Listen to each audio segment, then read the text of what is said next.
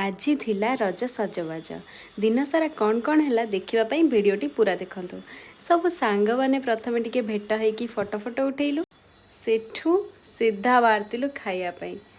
ଆଜି ଥିଲା ବହୁତ ସାରା ଗୁଡ୍ ଫୁଡ୍ସ, ଯେମିତିକି ଦହି ଭଲ୍ଲେ, କୁଲ୍ଫି, ପୋଡ଼ ପିଠା, ଯେଉଁଟାକି ରଜର ସ୍ପେଶିଆଲ୍। ସେଟା ଖାଇକି ବାହାରିଗଲି ଗୋଟେ ଇଭେଣ୍ଟ ଦେଖିବାକୁ।